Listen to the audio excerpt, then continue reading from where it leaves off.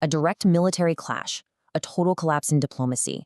What we're looking at tonight is how the United States and Iran have been pushed to this incredibly dangerous new precipice, where honestly, the talk of war is very quickly becoming a reality. And let's just start with this. I mean, wow. This message from an Iranian Revolutionary Guard spokesperson is just stunningly blunt. And it really gets right to the heart of the matter. It's a flat-out rejection that just perfectly captures the total breakdown of talks we're about to get into. So this brings us to the battlefield, where this conflict is no longer just some theory. It's happening right now, at sea, in one of the most critical waterways in the entire world. Iranian state media came out and announced this major escalation. It's part of a bigger campaign they're calling Operation True Promise 4.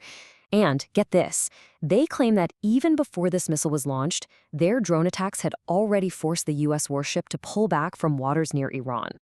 So why?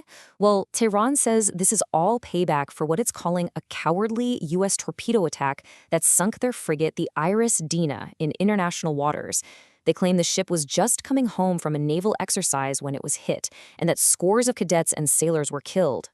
But to really understand why this is all escalating so unbelievably fast, we have to look at why the diplomatic off-ramp, the chance to actually talk this out, has completely disappeared.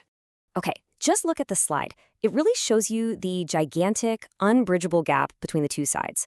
The U.S. was demanding a total teardown of Iran's nuclear program. Meanwhile, Iran demanded the U.S. military get out of the region completely.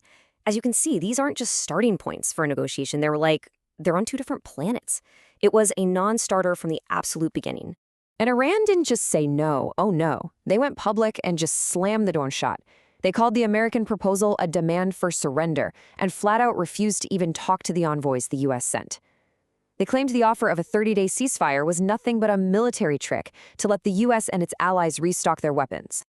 So here's the crucial point, right? When diplomacy fails this spectacularly, when one side literally sees your offer as a demand for their total surrender, the options for what you do next get very, very narrow. Well, the answer to that question came fast. And it came in the form of aggressive military moves and posturing from both sides. We're seeing this really dangerous tit-for-tat play out. Iran starts showing off, sending swarms of these FPV, that's first-person view, kamikaze drones to hit U.S. assets. So the U.S. responds by moving in the big guns, elite paratroopers and Marines, getting them into position for a potential invasion of Karg Island, which is a huge deal. It's Iran's main oil export terminal. And Iran's response to that? It's basically a dare. Come closer. And then, right in the middle of all this, we get this just truly bizarre exchange, starting with President Trump at a press conference claiming that Iran had sent him a beautiful gift, kind of hinting that something good was happening behind the scenes. And this just perfectly illustrates the propaganda war that's being fought right alongside the real one. Iranian state media shot right back, broadcasting footage of an actual ballistic missile strike on a U.S. base, and with that caption, just openly mocking the American president. But this war of words and missiles isn't just staying in the region. No, the fallout is spreading way beyond the battlefield, and it's creating economic and political shockwaves that are already being felt all over the globe. Think about this number for a second. 11 days. That's it. That represents Taiwan's entire emergency stockpile of liquefied natural gas. With all the shipments from the Middle East just drying up, a nation that depends on it for 40% of its power is just a week and a half away from a major crisis. And the consequences are immediate and they're far-reaching. Global energy markets are buckling, which could mean the return of power rationing.